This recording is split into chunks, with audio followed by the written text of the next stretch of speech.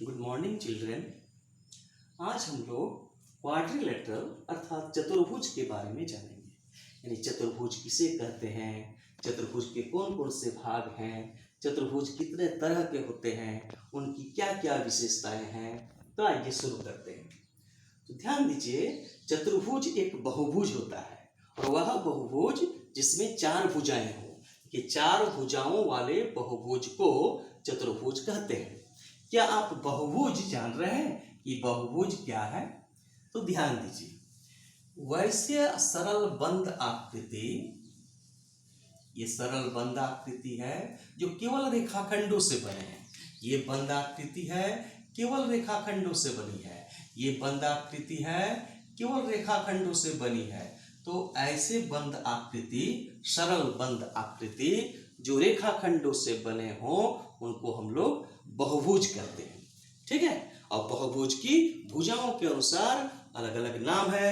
वैसा बहुभुज जिसमें तीन भुजाएं हो उसको त्रिभुज कहते हैं, जिसमें चार भुजाएं हो उसको चतुर्भुज कहते हैं, जिसमें पांच भुजाएं उसको पंचभुज कहते हैं। इसी तरह से षटभुज, सप्तभुज, ये सब बहुभुज के विभिन्न प्रकार हैं। तो जैसा कि आपको बताए कि वैसा बहुभुज जिसमें चार भुजाएं हो। मान लीजिए ये एक बहुभुज है जिसकी चार भुजाएं हैं। ये एक बहुभुज है, ए बी सी डी इसका नाम देते हैं, ए बी सी डी। इसमें एक दो तीन चार भुजाएं हैं, इसलिए इसको क्या कहेंगे? चतुर्भुज। ए बी सी डी एक चतुर्भुज है। और भुजाएं क्या है?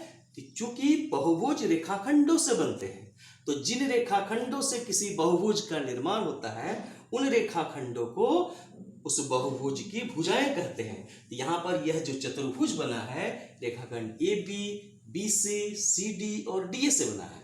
तो A B, B C, C D और डी ए इस चतुर्भुज की भुजाएं हैं। तो भुजाएं हम लोग लिखते हैं A B, B C, C D और डी ए, ये चतुर्भुज की भुजाएं हैं।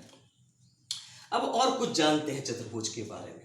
ध्यान दीजिए, भुजा ए बी और भुजा ए डी दोनों ए पर मिलते हैं, या ए इनका एक उभयनिष्ठ बिंदु है।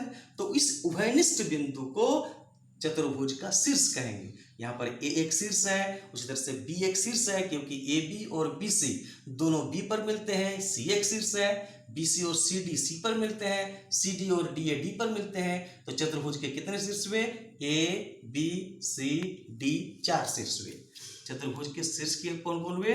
ए बी सी और डी। चतुर्भुज ए बी सी डी के शीर्ष है, चार शीर्ष हुए। अब आइए कोण। तो आप जानते हैं कि दो रेखाखंड जहां पर मिलते हैं तो वहां एक कोण बनता है, या दो किरण जहां पर मिलते हैं, दो किरण जहां मिलते हैं वहां भी कोण बनता है, या दो रेखाएं जहां पर मिलती है, एक दूसरे से मिलती है, तो इस तरह से जो आकृति बनती है उसको हम लोग कोण कहते हैं। ये कोण है, कोण है, ये भी कोण है। यहाँ भी देखिए, दो रेखाखंड ए बी और ए डी एक दूसरे से मिल रहा है, यहाँ एक कोण बना। ए बी और बी सी मिला है तो यहाँ एक कोण बना, यहाँ एक कोण बना, यहाँ एक कोण बना। इस तरह से चतुर्भुज के एक दो तीन चार कोण हुए। और कोण का नाम हम कैसे देंगे? कोण ए, कोण बी, कोण सी, कोण डी, ये चतुर्भुज के कोण हुए। अब ध्यान दीजिए, आसन्न भुजाएं। अब आसन्न भुजाएं क्या? भुजाएं तो आप जान गए, भुजाएं A B, B C, C D, D A चतुर्भुज की भुजाएं हैं। आसन्न भुजा का अर्थ होता है नजदीक की भुजा। तो देखेंगे ए बी के नजदीक कौन है? तो ए बी के नजदीक देखते हैं हम लोग, बी सी है। ए बी के नजदीक कौन है? B C. ए बी और बी सी क्या है? आसन्न भुजा हुआ। ठीक है। बी सी के नजदीक कौन है? सी डी है। तो बी सी और सी डी आसन्न भुजा हो गया। सी डी के नजदीक कौन है? इधर डी ए है। सी डी और डी ए आसन्न भुजा हो गया। और डी ए के नजदीक कौन है? ए बी है। तो डी ए और ए बी, इस तरह से ये दोनों आसन्न भुजाएं। ए बी और बी सी आसन्न भुजा क्यों हुआ जी? क्योंकि ए बी और बी सी एक दूसरे के नजदीक है। उसी तरह से ए बी और ए डी भी एक दूसरे के नजदीक है। इसको ए डी बोलिए या डी ए बोलिए, एक ही बात है। ए बी चाहे ए डी या डी ए, हाँ एक ही बात हुआ। तो ए बी और ए डी और ए बी और बी सी दोनों आसन्न भुजाएं हुआ। ए बी और बी सी और ए बी और ए डी अथवा डी ए जो कहिए, ये आसन्न भुजा है।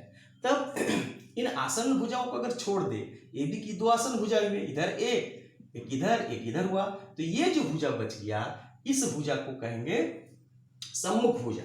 इसको क्या कहेंगे? ए बी का सम्मुख भुजा। तो ए बी का सम्मुख भुजा कौन है? ए बी का सम्मुख भुजा हो गया डी सी या सी डी, जो बोलिए। ए बी का सम्मुख सी डी हो गया। उसी तरह से बी सी का सम्मुख हो गया, बी सी के ठीक सामने डी ए है, बी सी और डी ए सम्मुख भुजाएं हैं। बी सी का आसन्न भुजा हो गया, बी सी का ए बी और डी सी, और आसन्न भुजा को छोड़ करके बाकी जो भुजा बचता है तीसरी भुजा, उसको कहेंगे बी सी का सम्मुख भुजा।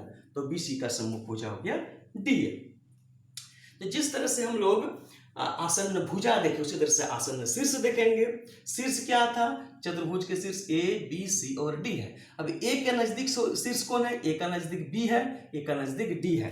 तो ए और बी, उसी तरह से ए और डी, ये हो गए आसन्न शीर्ष हो गया। बी का अगर हम लोग आसन्न शीर्ष जानेंगे तो बी का कौन कौन है? ए, तो ए और बी लिख चुके हैं। बी का है, बी और सी भी आसन्न है, ये दोनों आसन्न शीर्ष है। सी का आसन्न शीर्ष कौन है? तो सी और डी हुए, इधर सी और बी भी हुआ और सी और डी भी हुआ। उसी तरह से डी का आसन्न हो गया डी और सी और डी और ए, ये आसन्न हो गए। ए का आसन्न बी है और डी है, बी का आसन्न ए है और सी है, सी का आसन्न बी है और डी है, डी का आसन्न सी है और ए है। ये आसन्न शीर्ष हो गए। आसन्न का अर्थ हुआ नजदीक।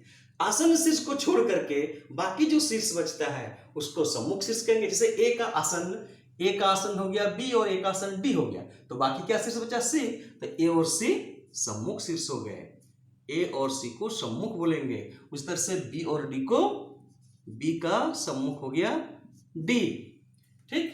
ए का सी हुआ या सी का ए हुआ, बी का डी हुआ, डी का बी हो गया, ये सम्मुख शीर्ष हो गए। फिर है आसन्न कोण। कोण आप लोग देखे थे, कोण ए, कोण बी, कोण सी और कोण डी। कोण ए का आसन्न मतलब कोण ए के नजदीक कौन है? तो कोण ए के नजदीक है कोण बी और कोण डी है। तो कोण ए का नजदीक हो गया कोण बी, ये दोनों आसन्न कोण हो गया। उसी तरह से कोण ए का कोण डी, ये आसन्न कोण है, ठीक है। उसी तरह से बी का आसन्न क्या हो गया? तो बी का आसन्न एक तो हम लोग लिख चुके हैं, बी का आसन्न ए है, बी का आसन्न सी भी है। आसन्न मतलब नजदीक, कोण बी और कोण सी ये आसन्न कोण हो गए। फिर कोण सी का आसन्न, तो कोण सी का कोण बी हो गया और कोण डी हो गया। तो कोण सी एवं कोण डी, चूंकि हम लोग बी और सी लिख चुके हैं, ये सब हो गए आसन्न कोण। अब किसी का आसन्न कोण अगर छोड़ दे तो जो तीसरा कोण बचता है उसको सम्मुख कोण कहेंगे। जैसे ए का आसन्न कोण ए का आसन्न कोण बी और कोण डी हुआ, तो ए का सम्मुख क्या हो जाएगा? कोण सी हो जाएगा, ठीक है। ए का हो जाएगा कोण सी और बी का हो जाएगा कोण डी, कोण बी का कोण डी, ये आसन्न कोण हो गए, ठीक है। अब एक चीज और है विकर्ण। विकर्ण किसको कहेंगे? तो किसी चतुर्भुज के दो सम्मुख शीर्ष को, ए का सम्मुख सी है, बी का सम्मुख डी है, सम्मुख शीर्ष को यदि मिलाते हैं तो मिलाने से जो रेखाखंड बना उसको विकर्ण कहेंगे। इस तरह से AC एक विकर्ण हुआ। क्या और एक विकर्ण हो सकता है? बी को अगर डी से मिलाते हैं तो बी को डी से मिलाने से क्या हो जाएगा? BD एक विकर्ण हो गया, ये BD विकर्ण हो गया। किसी चतुर्भुज के कितने विकर्ण हुए? दो विकर्ण हुए। हम लोग देखे चतुर्भुज की चार भुजाएं हुई, चार शीर्ष हुए, चार कोण हुए। आसन्न भुजाएं हम लोग देख लिए। आसन्न भुजा मतलब जो नजदीक की भुजा है, ठीक है। और सम्मुख भुजा मतलब जो आसन्न नहीं है उसके सामने की भुजा। आसन्न भुजा, आसन्न शीर्ष, सम्मुख शीर्ष, आसन्न कोण, सम्मुख कोण, ये सब हम लोग देख लिए। विकर्ण जान गए। विकर्ण क्या हुआ? AC और BD हुआ। किसी चतुर्भुज के दो विकर्ण होते हैं। इस तरह से हम लोग चतुर्भुज के कुछ बात हम लोग जान गए। अब अन्य कक्षा में आगे हम लोग चतुर्भुज के विभिन्न प्रकार जानेंगे और विभिन्न प्रकारों के जो चतुर्भुज है उनके क्या क्या गुणधर्म है इसके बारे में जानकारी प्राप्त करेंगे। Thank you.